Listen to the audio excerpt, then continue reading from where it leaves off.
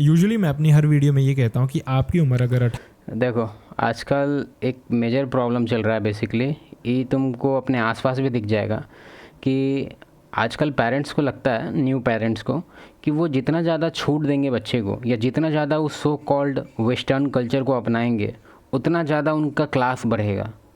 देख रहा है कितना अजीब थिंकिंग है। इनको लगता है कि हम जितना ज़्यादा अपने बच्चे लोग को एकदम आवारागिरी करवाएंगे या एकदम पूरा खुला छूट देंगे उतना ज़्यादा हम अच्छा पेरेंट्स कहलाएंगे। क्यों? क्योंकि मूवी में वही पेरेंट्स को अच्छा बोला जाता है जो अपने बच्चे को पूरा छूट देते हैं। मतलब देखा जाए तो पूरा ओवरऑल कल्चर ख़राब होते जा रहा है, पूरा कल्चर हम देख रहे हैं अपने आँख से। जबकि हम जिस शहर में रहते हैं वो कोई बहुत बड़ा शहर नहीं है, हम बिहार से हैं, ठीक है, अभी बिहार में ही हैं हम। मतलब यहाँ भी चीज़ हमको दिखता है। अभी तुमको एक छोटा सा एग्जांपल देते हैं। अभी उतना गर्मी का मौसम भी नहीं है, ठीक है, और ना ही ठंडा, मतलब मौसम एकदम नॉर्मल जैसा है, ठीक है। अभी जैसे कुछ टाइम पहले, अभी थोड़ा देर पहले मार्केट गए थे हम, वहाँ पे एक अजीब चीज़ दिखा हमको। पता है क्या? यूट्यूब है तो यूट्यूब पेलेगा, इसलिए हम ज़्यादा कुछ बोलेंगे नहीं, हम तुमको समझाएंगे दिखा के। जैसे कि उसका एज ऑलमोस्ट होगा, ठीक है, और ये है एक फीमेल, इसको तो गर्ल बोलेंगे बेसिकली, ठीक है। उसका ड्रेस क्या था पता है? मतलब क्या ही बताएं, अब इतना एज के लिए हम कुछ बोल ही नहीं सकते हैं। और उसके साथ एक मोटी सी उसकी मम्मी, और वो एकदम मतलब पता नहीं क्या उसका फैशन, पूरा बाल कलर की हुई। मतलब सोच के देखो भाई, हमको तो तरस आ रहा था उसके बाप पे कि भाई इसका बाप कहाँ है, बेचारा कितना, मतलब अब तुम बोलेगा नहीं आप जज कर रहे हैं, आप उसके कपड़े, हाँ जज कर रहे हैं उसके कपड़े से, सही समझा, कपड़ा से ही जज किया जाता है स्टार्टिंग में। अब वो क्या बोल रहा है, वो क्या नहीं बोल रहा हो, तो तुमको देख के ना बोलेगा, उसका अंदर जो भितरिया बदमाश बैठा है वो थोड़ी तुमको स्टार्टिंग में ही दिखा देगा। तो पहला जजमेंट तुमको कपड़ा से ही करना चाहिए। अगर ज़्यादा उसका कपड़ा अटेंशन सीकिंग वाला है, बाल वाल ये वो दिस दैट, लिपस्टिक देखा जाए तो ठीक है, नॉर्मल है भाई, लेकिन एकदम नॉर्मल नहीं। अगर डेली बेसिस पे पट पट पट पट, मतलब प्रॉब्लम है। अटेंशन सीकिंग का उसका चल रहा है नौटंकी। अब वो क्या, अब तुम खुद सोचो कि वो तो अभी उसका तो एज ऑलमोस्ट ये है, तो सोचो कि जब वो बड़ा हो जाए, मतलब 20-25 सोच रहा है मतलब चलो केस बढ़ते हैं। पहले 18 साल या फिर उससे कम है तो इस वीडियो को ना देखें। लेकिन आज की ये जो वीडियो है, अगर आपकी उम्र 18 साल या फिर उससे कम है तो आपको देखना ज़्यादा ज़रूरी है। एक लड़की जिसकी उम्र सिर्फ 14 साल की थी, उसको किसी ने जान से मार दिया, और शायद इसमें कुछ हद तक गलती लड़की की भी थी। ये इंसिडेंट जिस तरह से ख़त्म हुआ था वो सुन के आपके, क्योंकि ये जी पहले ही मेंशन कर दिया है तो हम इसमें फीमेल का गलती मानेंगे ही नहीं, क्योंकि उस एज में मानेंगे ही नहीं, हम तो इसके पेरेंट्स को पकड़ेंगे। पहले देख लेते हैं केस। पैरों तले की ज़मीन ही खिसक जाएगी। इस सारे इंसिडेंट की शुरुआत हुई थी आज से लगभग 5-6 साल पहले, मतलब साल 2018 या फिर 19 में, जब मध्य प्रदेश के टीकमगढ़ में रहने वाले शोभा और गंगाराम की शादी हुई थी। लेकिन शोभा की इससे पहले भी एक बार शादी हो चुकी थी, लेकिन उसके हस्बैंड की डेथ हो गई थी और वहां से उनकी एक बेटी थी जिसका नाम था नीतू, और ये शोभा के साथ ही रह रही थी। क्योंकि अब शोभा की शादी गंगाराम से हो गई थी तो शोभा नीतू को भी अपने साथ लेके आई थी। अब इस शादी में भी लगभग 2-3 साल के अंदर ही शोभा और गंगाराम के घर पे 2 बच्चे पैदा हुए, एक लड़का एक लड़की। लड़के का नाम था ऋतिक और लड़की का नाम था आस्था। Guess what? 3 hours in just ये आंडू झांडू कोर्स मत खरीद लेना, समझा? जो भी है सब यूट्यूब पे उपलब्ध है ऑलरेडी फ्री में। तुम लोग को लगता है कि कोर्स खरीदेंगे उसमें एकदम प्रॉपर वे में पढ़ाएगा, लौड़ा पढ़ाएगा। अभी तक इनकी जिंदगी ठीक चल रही थी, लेकिन फाइनेंशियली ये फैमिली बहुत ही डाउन जा रही थी। मध्य प्रदेश के टीकमगढ़ में रहने वाली ये फैमिली बहुत ही ज़्यादा फाइनेंशियल क्राइसिस झेल रही थी, जिसकी वजह से शोभा और गंगाराम ने ये डिसाइड किया कि वो टीकमगढ़ को छोड़ के किसी और जगह चले जाएंगे और वहाँ पे रहना शुरू कर देंगे, जहाँ पे वो थोड़ा कमा सकें और अपनी फैमिली का ख्याल रख सकें। इसी के चलते वो वहाँ से हरियाणा के सोनीपत में शिफ्ट हो गए। अब वहाँ पे जाने से पहले वो नीतू को वापस अपने घर पे ही छोड़ के चले गए। नीतू को उन्होंने ये बताया कि वहाँ पे थोड़ी सेटलमेंट होने के बाद वो उसको भी बुला लेंगे, तब तक वो थोड़ी मैच्योर है तो घर पे अपने दादा दादी का ख्याल रखेगी, मतलब उनका खाना वाना ये सब कुछ देखेगी। और इसी तरह से नीतू घर पे ख्याल भी रख रही थी अपने दादा दादी का। अब इसके बाद धीरे धीरे 2 साल बीत गए। मतलब 2023 में, जब गंगाराम और शोभा की फाइनेंशियल कंडीशन थोड़ी अच्छी हो गई, क्योंकि वहाँ पे गंगाराम एक मिस्त्री था और वहीं शोभा भी घर पे नहीं बैठी रहती थी, बल्कि वो उसके साथ ही लेबर में काम कर लिया करती थी, जिस वजह से उनकी फाइनेंशियल कंडीशन बेटर होती जा रही थी। तो उन्होंने प्लान किया 2023 में कि वो नीतू को भी अपने पास बुला लेंगे, क्योंकि उनका फाइनेंशियल सिस्टम अब अच्छा चल रहा था और वैसे भी जब नीतू यहाँ पे आएगी तो नीतू उनका खाना वाना बनाने में हेल्प कर दिया करेगी, जिस वजह से शोभा गंगाराम के साथ जाके पैसे कमा सकती है। जैसा प्लान था उन्होंने वैसा ही नीतू को भी अपने पास बुला लिया और नीतू की एडमिशन यहाँ पे एक स्कूल में करवा दी। अब सुबह नीतू खाना बनाती सबके लिए, उसके बाद स्कूल चली जाती। स्कूल से आके वो फिर से सबके लिए खाना बनाती और इस तरह से इनकी फैमिली का सिस्टम अब बढ़िया हो गया था। मतलब दोनों हस्बैंड वाइफ शोभा और गंगाराम कमा रहे थे और घर पे खाना वाना बनाने के लिए भी एक बेटी थी। इसके बाद सब बढ़िया चल रहा था। मतलब जो भी सोनीपत में इनके सराउंडिंग लोग रहते थे वो इस फैमिली को काफ़ी अच्छे से जानने लग पड़े थे, क्योंकि इनको यहाँ पे लगभग 2 से 2.5 साल हो गए थे और हर इंसान इस फैमिली को अच्छी रिस्पेक्टफुल नज़रों से देखता था। जिस तरह से उनका रहना सहना था, जिस तरह से वो दोनों काम करते थे, सब बढ़िया जा रहा था। लेकिन एक ब्लैक डे इस फैमिली के लिए आया। ये टाइम था 30 अप्रैल का, जब नीतू 7th क्लास में हुई थी। तो उसने अपने पापा को बोला कि पापा मुझे पैसे दे दो, मुझे किताबें लेनी है, या फिर आप ऐसा करना कि आप ही मेरे लिए किताबें ले आना। तो गंगाराम ने नीतू को बोला कि किताबें लेने तू कहाँ जाएगी, मैं ही किताबें ले आऊँगा, या फिर तेरी माँ को बोल दूंगा वो किताबें ले आएगी। तो यही बोल के वो दोनों काम पे चले गए। अब इसके बाद काम करते करते दोपहर होगी, क्योंकि शोभा वहाँ से फ्री हो गई थी। तो उसने गंगाराम को बोला कि मुझे पैसे दे दो नीतू के लिए, मैं किताबें लेके घर चली जाती हूँ। गंगाराम ने भी शोभा को पैसे दिए और शोभा ने किताबें ली और वो घर चली गई। लेकिन जैसे वो घर पहुंची तो उसने देखा कि उसके दोनों बच्चे वहाँ पे हैं, लेकिन जो नीतू थी वो घर पे नहीं थी। जिसके बाद उसने नीतू को ढूंढना शुरू किया। वो यहाँ वहाँ नीतू को ढूंढ ही रही थी कि ढूंढते ढूंढते वो घर की छत पे पहुंची। छत पे जो उसने देखा वो मंजर बहुत ही ज़्यादा भयानक था। नीतू छत पे बेहोश पड़ी हुई थी और उसको देख के ऐसा लग रहा था कि उसके साथ कुछ ना कुछ गलत तो ज़रूर हुआ है। तो ये देखते ही शोभा बहुत ज़ोर से चीखने लग पड़ी और रोने लग पड़ी। ये आवाज़ें सुन के सारे अड़ोसी पड़ोसी वहाँ पे पहुँचे। जब उन्होंने ये मंजर देखा तो वो भी बहुत ही ज़्यादा चौंक गए। अब इसके बाद उन्होंने फटाफट से नीतू को उठाया और वो उसको हॉस्पिटल लेके गए, जो उनके घर के पास ही था। लेकिन वहाँ पे पहुंचते ही डॉक्टर ने उनको बताया कि नीतू की जान जा चुकी है। लेकिन इतने में ही हॉस्पिटल से ही किसी ने पुलिस को कॉल कर दी थी, जिसके बाद पुलिस भी हॉस्पिटल में पहुंची और उन्होंने गंगाराम और शोभा से पूछताछ करनी शुरू कर दी इसके रिगार्डिंग। उन्होंने गंगाराम और शोभा से ये पूछा कि अगर उनको किसी पे डाउट है, अगर वो चाहते हैं इसके अगेंस्ट केस फाइल करना, तो वो अभी कर सकते हैं हमें सब कुछ बता के। लेकिन वहीं शोभा ने कहा कि जिसने जाना था वो जा चुका है, चाहे बीमारी की वजह से चाहे नेचुरल डेथ। हम इसके लिए कोई केस नहीं करना चाहते और ना ही हम पुलिस के चक्कर लगा सकते हैं बार बार, क्योंकि हमारे घर पे 2 बच्चे हैं और अगर हम पुलिस स्टेशन। एक बात हमको समझ नहीं आ रहा, इसमें जो कह रहा है पुलिस पूछ रहा है कि आप केस करना चाहते हैं कि नहीं। भाई तू इन्वेस्टिगेट तो कर, तू पूछेगा क्या किसी से कि केस करना है कि नहीं करना है? पहले तू देख तो ले नेचुरल कॉज था कि नहीं था। ये क्या पुलिस है भाई? मतलब ये पूछेगा पब्लिक से, या मतलब थोड़ा इन्वेस्टिगेशन कर ले, पता कर ले, अगर नेचुरल है तो फिर उसमें क्या ही केस करेंगे। ये बात तो सबको पता है। पूछ रहा है भाई फैमिली से कि भाई केस करना है कि नहीं करना है। केस करेंगे तो भूत पे करेंगे क्या केस? पहले इन्वेस्टिगेशन तो कर, पता तो कर कॉज ऑफ डेथ कैसे हुआ। के चक्कर लगाते रहेंगे तो कमा के इनको कौन खिलाएगा। पुलिस वालों को भी ये बात काफ़ी जायज़ लगी और पुलिस वालों ने उनको बोला कि आप रिटर्न में दे दीजिए कि आप केस नहीं फाइल करना चाहते। तो भाई क्या हो सकता है, ये मेरे लिए सिनेरियो नया है, नया नया कानून बन रहा है क्या हरियाणा में? राम और शोभा ने ऐसा ही किया। उन्होंने रिटर्न में पुलिस को लिख के दे दिया, जिसके बाद सारी की सारी फॉर्मेलिटीज़ होगी और जो नीतू की बॉडी थी वो पैक हो रही थी घर जाने के लिए। लेकिन इतने भी ये हो सकता है कि नशा वशा को लेके ही लोग कॉज ऑफ डेथ नशा लिख के दे दिया होगा। फिर भी इन्वेस्टिगेशन ज़रूरी है ना, कि नशा था ही कि नहीं था, कि क्या था।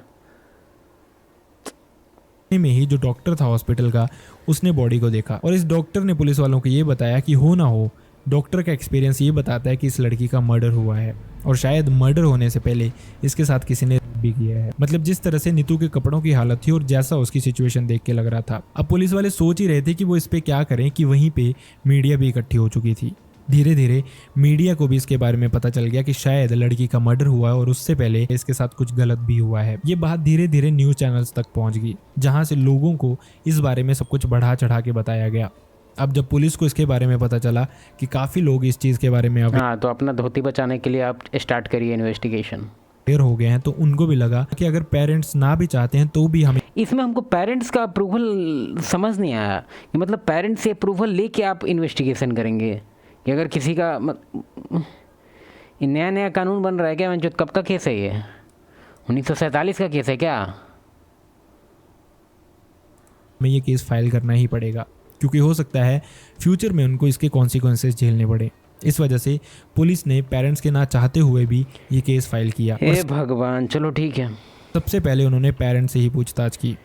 पेरेंट्स ने ये बताया कि उन्हें किसी पे भी डाउट नहीं है, यहाँ पे उनके सब वेल विशर्स ही हैं और कोई भी उनके सराउंडिंग का या फिर फैमिली का ऐसा नहीं कर सकता। तो अब पुलिस को समझना है कि वो क्या करें। इसके बाद पुलिस ने जो उनका ओनर था भगत सिंह नाम का, तो पुलिस ने उससे भी पूछताछ करनी शुरू की। तो उसने बताया कि उसके सामने बाहर से कोई भी इंसान इनके घर पे नहीं आया, सिर्फ फैमिली मेंबर्स का ही आना जाना रहा है।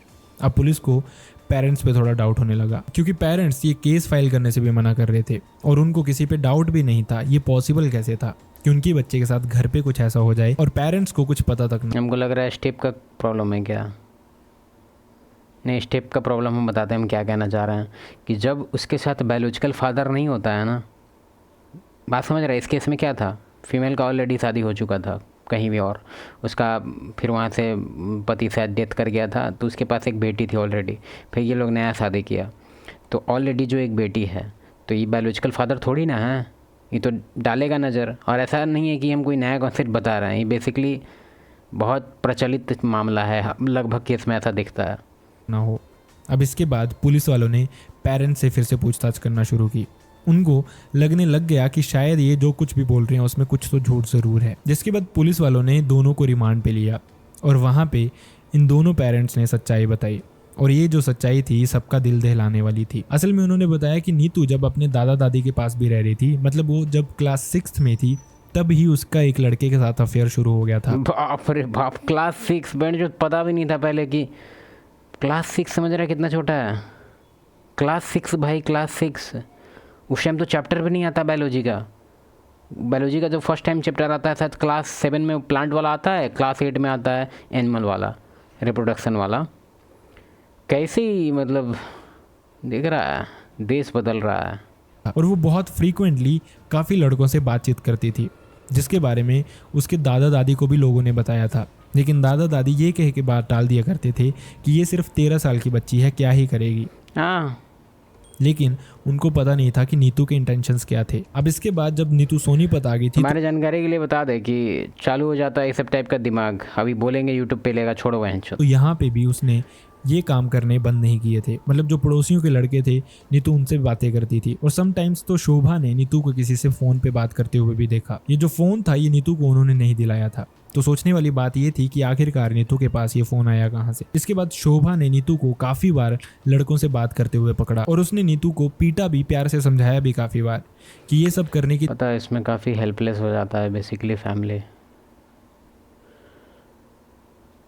ब्लेम करने के लिए कर सकते हैं ब्लेम हम लोग, लेकिन कभी कभार ये लोग इतना लेट पे टोकता है कि उसको ठीक करा ही नहीं जा सकता।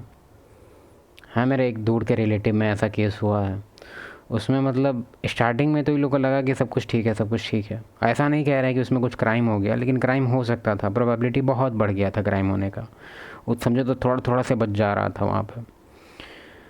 वहाँ भी कुछ ऐसा ही था, एकदम ऐसा ही मामला था। स्टार्टिंग में वो लोग मॉडर्न समझने के फेर में वो लोग छोड़ देता था, क्या कोई बात ना है, फ़ोन यूज कर रहा है, और तो खुश होता था कि वाह। उसके बाद धीरे धीरे करके उसका ऐसा सीन हो गया कि फुल फैमिली बहुत सफ़र किया था, लगभग 1.5 साल तक। और एकदम हाई इंटेंसिटी वाला, मतलब पूरा इन्फॉर्मेशन तुमको क्या ही दें, बस इतना बताते हैं कि उतना आसान नहीं है। अगर एक बार मामला बढ़ जाता है उसके बाद फिर कितना भी दिमाग लगा लो, हैंडल नहीं हो सकता है उतना आसानी से जितना तुम समझता है। ख़ास करके जब चक्कर फीमेल का हो, जब तुम्हारे घर की फीमेल हो, मतलब समझ रहा है। लड़का का होगा तो उसको तुम थोड़ा बहुत लॉजिकली समझा के क्लियर कर सकता है बहुत कुछ। लड़की लोग है कि लॉजिक वो लोग समझते ही नहीं है, वो एकदम इमोशनल होते हैं, इमोशन पे बेस्ड होता है उसका हर चीज़। लॉजिक भी उसका जो होता है वो इमोशन पे ही बेस्ड होता है। अभी हैप्पी है तो तुम्हारा लॉजिक सुन लेंगे, अभी सैड है तो तुम्हारा लॉजिक गया लौड़ा लेने। कि तेरी अभी उम्र नहीं है, ये काम छोड़ दे और पढ़ाई पे ध्यान दे। जब भी शोभा नीतू को ये बोलती थी तो नीतू मान जाती थी, लेकिन इसके बाद भी नीतू के पास कहाँ से फोन आ जाता किसी को पता नहीं चलता था। नीतू अपना फोन छुपाती भी ऐसी जगह पे थी जहाँ पे गंगाराम को तो शक हो ही ना पाए, लेकिन शोभा को इसके बारे में पता रहता था। शोभा उसका फ़ोन छुपा देती थी, लेकिन अगले ही दिन नीतू और फ़ोन लेके आ जाती थी और वो हमेशा किसी और लड़के से ही बात कर रही होती थी। शोभा की माने तो नीतू ने 1.5 महीने के अंदर ही लगभग 50 से ज़्यादा लड़कों से बात की मतलब धंधे वाली थी बेसिकली। थी और शोभा उसको हर बार समझाती, लेकिन नीतू हर बार सेम ही चीज़ करती, शोभा को मना करने के बाद भी। अब शोभा को यार पेरेंटिंग में ही लेकिन इशू होगा, क्योंकि कोई भी फीमेल बाय बर्थ ऐसी नहीं हो सकती है भाई। इसको ज़रूर या तो इसको इन्वायरमेंट लौड़ा जैसा दे दिया कोई, या फिर कुछ ना कुछ तो मेजर इशू है जो इस केस में हमको नहीं लगता डिस्कशन किया जाएगा। लेकिन हमको इसका रूट कॉज लग रहा है इसकी मदर। मजाक नहीं करे, इसकी मदर का भी ऑलमोस्ट ऐसा ही थोड़ा बहुत होगा, या तो छूट दे रही होगी या फिर उसका कैरेक्टरिस्टिक भी सेम इसी की तरह होगा। भले वो अब थोड़ी मैच्योर हो गई है तो उसको बेटर हैंडल कर पा रही है, ये छोटी थी तो इसको नहीं पता चल पाया कि कैसे हैंडल करें। को लगा कि शायद ये मामला उसके हाथ से निकल चुका है, तो उसने गंगाराम को भी बताया। अब जब गंगाराम ने नीतू को डांटना शुरू किया तो बताओ, हाफ सेंचुरी मार ली, उसके बाद गंगाराम को बता रही है वो, तो तुम उसी से समझ लो कि इसका अपना क्या थिंकिंग है। तू पलट के उसको जवाब देने लग पड़ी कि तुम कौन होते हो मुझे रोकने वाले, मेरा जो मन आएगा वो मैं करूंगी। स्टेप का गंगाराम और शोभा ने नीतू को काफी बार पीटा भी। वो हमेशा नीतू को पीटने से कुछ नहीं होता, एक बार और तुमको समझा देते हैं, पीटने से नहीं होता है, सब चीज़ में हैंडल नहीं होगा तुमसे पीटने में। अगर तुम सोचेगा कि उसको हम सबमिसिव बना देंगे बाय फोर्स, 1800 नहीं चल रहा है, 1700 नहीं चल रहा है, मॉडर्न है यहाँ पे, सबको पता है सब कुछ रूल्स, उल्टा तुमको ही उल्टा फेर में पड़ा देगा। इसलिए ये सब तो कोशिश भी मत करना, बैलेंस बिल्कुल भी नहीं। ज़्यादा से ज़्यादा अगर तुम चाहता ही है कि तुम क्या करो तो बेसिकली इतना दूर चला जाएगा केस तो फिर कुछ नहीं कर पाएगा। बेसिकली तुम अपने आप को सेव करो, उससे ज़्यादा कुछ नहीं कर सकता है। क्योंकि बहुत ऐसा केस देखे हैं ना कि हाँ इसी एज में फीमेल जो है वही मतलब तुम ही को टिकट कटवा देगी समझ रहा है, बहुत सारे केस हम देखे हैं वैसा। समझाते रहते थे और ये लड़ाइयाँ होना, झगड़े होना, मारपीट होना घर पे नॉर्मल सी बात हो गई थी। अब नीतू भी इन सब चीज़ों की इतनी हैबिचुअल हो चुकी थी कि वो अपने पेरेंट्स के साला एज देखो उसका, हैबिचुअल हो चुकी थी, सामने ही लड़कों से बात करती थी बिना किसी शर्म के, बिना किसी स्टार्टिंग में ही पढ़ना था ये, समझा, कांग्रेस का छापा लिहाज के।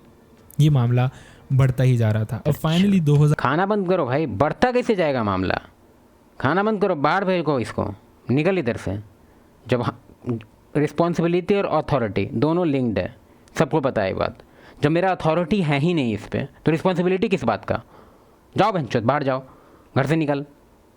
हाँ ठीक है, दर्द होगा मेरे दिल में कि बहनचोद बच्ची है, लेकिन नहीं, भगाओ उसको, रिस्पॉन्सिबिलिटी एकदम ख़त्म। 2023 में 29 अप्रैल की वो रात थी जहां से ये भयंकर क्राइम शुरू हुआ। 29 अप्रैल की रात को जब ये फैमिली डिनर कर रही थी तो तब भी नीतू लड़कों से बात कर रही थी। हाँ, फ़ोन लेंगे या छूट देंगे। अब यार हमको तो ये नहीं समझ में आ रहा कि लोग इतना लाइटली कैसे ले सकता है इस सब चीज़ को। इतना ये लोग बेसिकली ना डिसरिस्पेक्ट को थोड़ा सा एक्चुअली फ़नी देखता है, फ़न वे में देखता है। ध्यान देना तुम, ये आजकल हम ट्रेंडिंग चीज़ है ये तुमको लगभग जगह दिख जाएगा। कोई अभी बोलेंगे तो फिर यूट्यूब पे लेगा हमको।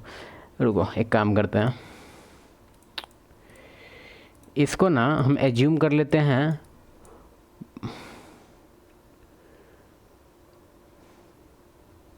बेवकूफ़, क्योंकि बेवकूफ़ ये लोग होते भी हैं, ठीक है। तो जितना भी ये है किड जिसका एज कम होगा, समझ रहा, तो इसको एज्यूम कर लेते हैं बेवकूफ़, ठीक है। तो आजकल हम देख रहे हैं कि लोग बेवकूफ़ को कैसे हैंडल करता है पता है। मान लो अगर बेवकूफ़ गाली दे रहा है तो लोग खुश होता है कि अरे गाली दे रहा है साला जब उसका एज थोड़ा सा भी बढ़ेगा ना तो वही गाली तुम दूसरे के यहाँ दौड़ते रहेगा कि बेटा मेरे गाली दी है। बहुत तरीके शुरू से सिखा रहा है तुम उसको कि कैसे बिहेव करना है। फिर लड़का, एक और बात याद रखना, चाहे वो कितना भी एज हो, रिगार्डलेस ऑफ द एज, वो हमेशा ही ह्यूमन नेचर है हम लोग को बाउंड्री टेस्ट करने का, तो वो हमेशा टेस्ट करेगा, तुमको फाइट करेगा हो सकता है। तो स्टार्टिंग में ही एकदम बढ़ने मत दो इसका। स्टार्टिंग में ही अगर तुमको लगे कि कोई चीज़ है जो डिसरिस्पेक्टफुल है, तुरंत वहीं पे ट्रीटमेंट, उसको टॉलरेट नहीं करना है। तुमको लगता है कि टॉलरेट करने है कोई बात नहीं है मार खा रहे हैं, बाल नोच रही है या कुछ भी हो रहा है, तुम सोच रहे हैं कोई बात नहीं, बच्ची है, बहुत बड़ी की बच्ची बरी हो जाएगी, फिर गांड मारेगी तुम्हारा मातर चोद। तो शोभा और गंगाराम ने फिर आजकल देख रहे हैं वो खाना वाला ये कल्चर चल रहा है, खाना खाएंगे तो फ़ोन देखेंगे, फ़ोन नहीं देखेंगे तो खाना नहीं खाएंगे। मत खा भोसड़ी के, कितना दिन नहीं खाएगी, कितना दिन नहीं खाएगा, मत खा खाना, नहीं मिलेगा फ़ोन। फ़ोन दे दो, फ़ोन दे दो, फ़ोन के बिना ना खाई छी। फिर गाली गलौज का मामला, हंसेगा पूरा फैमिली अगर बच्चा कोई गाली दे रहा है तो। तब भी उसको समझाना शुरू किया, डांटना शुरू किया। इनफैक्ट गंगाराम नीतू को काफ़ी डांट रहा था, तो नीतू ने गंगाराम को बोला कि अगर आपने मुझे बहुत डांटा तो मैं यहाँ से भाग भी जाऊंगी, और ये काम मैं कभी भी बंद नहीं करूंगी, मैं बातें करती रहूंगी जब तक मेरा मन होगा। और नीतू ये सब बोलने के बाद वहां से उठी, अपने कमरे में गई और जोर जोर से किसी से फोन पे बातें करने लग पड़ी। ये देख बात रहा है कितना बदमाश है। ऐसी थी कि फैमिली बाहर सुन भी ना पाए। तो अब गंगाराम और शोभा ने डिसाइड किया कि इससे पहले मामला बहुत बढ़ जाए, उनको इसके बारे में कुछ करना पड़ेगा। 30 अप्रैल सुबह 7 बजे दोनों नीतू के रूम में गए, जहाँ पे गंगाराम ने नीतू के हाथ पकड़े और शोभा उसकी चेस्ट पे बैठ गई और शोभा ने उसको चौक करके मार दिया, जिसके बाद उन्होंने बहुत यही प्रॉब्लम हमको लगता है कि शुरू में तुम लोग बहुत टॉलरेट करता है, यहाँ कोई बात नहीं, कोई बात नहीं, कोई बात नहीं। जब तुम्हारे गाँव में बांस होने लगता है तो तुम यही काम करेगा ना। मतलब तुम टोक नहीं सकता है किसी को, तुम टोक नहीं सकता है, बस उसका लेवल बढ़ जाए तो तुम यही कांड कर देगा बस। कितना हरामी है रे तुम। और फिर दुनिया को कहेगा कि तुम बहुत अच्छा बाप है, तुम अच्छी माँ है। गलती पे तुम टोक नहीं सकता है, लेकिन अगर गलती का लेवल बढ़ जाए तो तुम यही कांड कर देना फिर। पाथर चोट। आराम से हट हट हट, सही अभी भी बेकार केस है।